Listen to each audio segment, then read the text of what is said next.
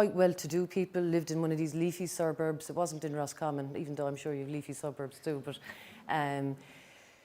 but they lived in a kind of a quiet cul-de-sac, and all the neighbours got on well, and they used to have keys for each other's house and the alarm codes and things like that, and they'd keep an eye on each other's houses when they were away. And their son went and took all the house keys and burgled all the houses.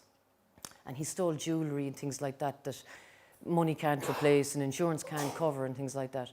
But for that family, the shame and the sheer kind of embarrassment of it. And sometimes it's things like, there's 20 quid in your purse and it's robbed, and that 20 quid was to go and get the bread and milk for the breakfast or something like that. So it can vary. And we're often seen, when I talk about drug deaths, drug-related intimidation is one that's happening an awful lot more. Dealers are becoming a lot more aggressive, and it's usually not the dealer themselves.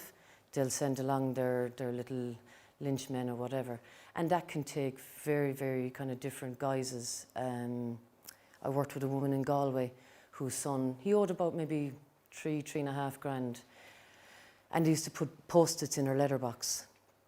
They didn't do anything to the house, they didn't damage property, but it frightened the bejesus out of her because they were giving her a little warning that they were there.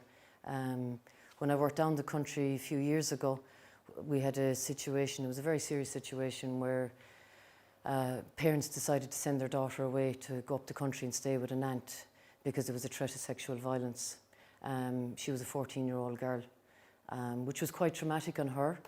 Because again, it kind of goes back to the sibling thing. She did nothing wrong. Her parents, in fairness, were doing their best to keep her safe. They couldn't absolutely protect her, but she felt she was being punished for her brother's drug use. She was taken away from her school and her friends and things like that. We've seen where people have been killed over drug debts, and the debts will continue. The family still have to pay even after someone has been killed. So it's a real kind of tragedy, and it's really, really devastating. And, I suppose it also kind of ties back into stigma. When we were doing research ourselves over the last couple of years, this was the #1 barrier for preventing people from seeking support. And when we think about it, and when I asked people what was the stigma, and again, they felt they would be blamed for having an addiction issue in their home and maybe not solving it themselves. But also they were trying to protect their loved one. They were afraid to kind of say, it's my son. And I'd often hear things, it might risk his schooling, it might risk his job. I don't want to bring it to the attention of any service really. And often even when I work with family members, I'd say, well, what's your daughter's name?